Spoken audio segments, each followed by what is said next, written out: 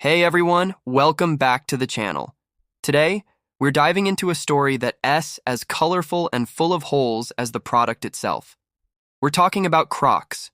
You either love them or you hate them, but you can't deny their incredible journey. How did a shoe once labeled the world's worst become a fashion icon and a multi-billion-dollar empire? Let's find out. Our story starts not in a high-fashion studio, but on a boat.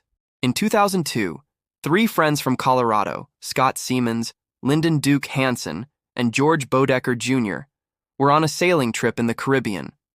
Siemens showed his friends a unique foam clog made by a Canadian company called Foam Creations. It was lightweight, non-slip, and incredibly comfortable. Unlike other boat shoes, it didn't absorb water or odor. They saw a spark of genius in this strange-looking shoe. They licensed the technology, added a signature strap to the back, and just like that, Crocs were born. The name? Inspired by the crocodile, an animal that's equally at home on land and in water.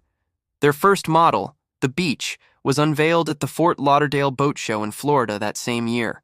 They brought 200 pairs, expecting them to be a niche product for boaters.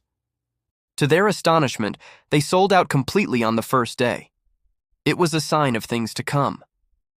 People who spent long hours on their feet, like sailors, gardeners, and healthcare workers, were instantly hooked. Comfort was king, and Crocs delivered in a way no other shoe had before. The word-of-mouth marketing was explosive. It wasn't about looks, it was about the feeling.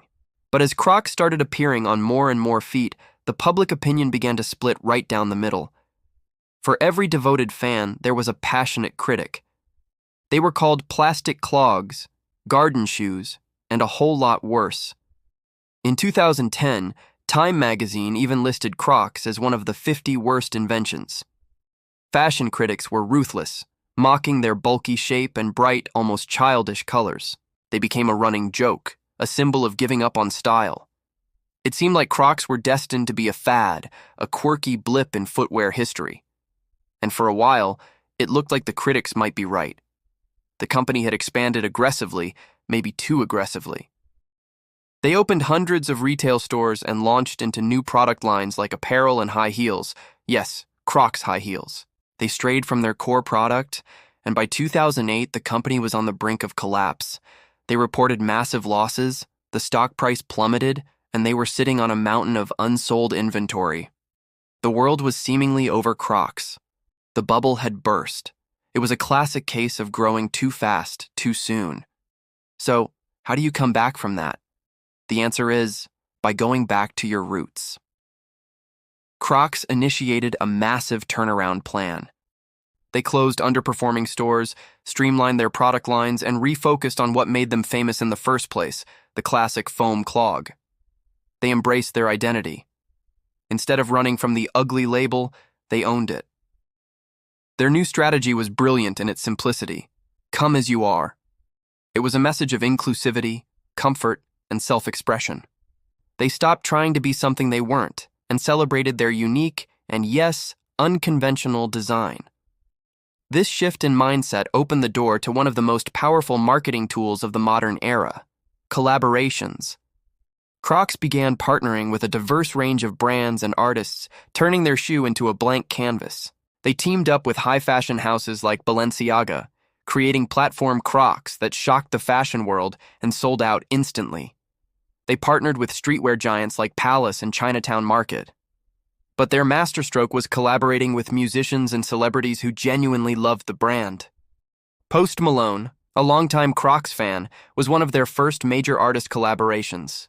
His limited edition designs sold out in minutes. Then came partnerships with Justin Bieber, Bad Bunny, and SZA. Each collaboration brought a new wave of hype and introduced Crocs to entirely new audiences. They also did collabs with KFC, featuring fried chicken-scented Jibbitz charms, and even with the movie Cars, creating a clog that looked just like Lightning McQueen. These weren't just shoes anymore. They were cultural artifacts, collectible items that generated massive online buzz. And let's not forget the Jibbitz. Those little charms that you pop into the holes of your Crocs were a stroke of genius. Acquired by Crocs in 2006, Jibbitz turned every pair of Crocs into a personalized statement. You could show off your hobbies, your favorite foods, or your love for a certain movie character. This customization aspect was huge, especially with Gen Z, a generation that values individuality and self-expression above all else. Suddenly, Crocs weren't just comfortable, they were cool. They were a way to tell your own story. The pandemic in 2020 was another unexpected catalyst. As the world went into lockdown, comfort became the top priority. Formal wear was out, and loungewear was in. People working from home wanted something easy and comfortable to wear around the house, and Crocs were the perfect fit. Sales skyrocketed. Doctors and nurses, working tireless hours on the front lines, also relied on them for their comfort and ease of cleaning. Crocs even donated hundreds of thousands of pairs to healthcare workers as part of their A Free Pair for Healthcare program, generating immense goodwill. Today, Crocs is a global phenomenon, with revenues in the billions. They've proven that you don't need to follow traditional rules to succeed. By embracing their unique identity, leveraging the power of collaboration, and focusing on the core value of comfort, they turned their biggest perceived weakness, their unconventional look, into their greatest strength. The shoe that was once a punchline is now a staple in closets from Hollywood to hospitals. It's a testament to the power of authenticity. So what can we learn from the story of Crocs? It shows us that success can come from the most unexpected places. It proves that if your product provides real value, in this case, unparalleled comfort, it can overcome almost any criticism. And most importantly, it's a reminder to come as you are. Embracing what makes you different might just be the secret to your greatest success. What do you think about Crocs? Are you a lifelong fan or a recent convert? Let me know down in the comments. I'd love to hear your story. Thanks so much for watching today. If you enjoyed this journey into one of fashion's most surprising comebacks, make sure to hit that like button and subscribe for more stories like this. We'll see you in the next one.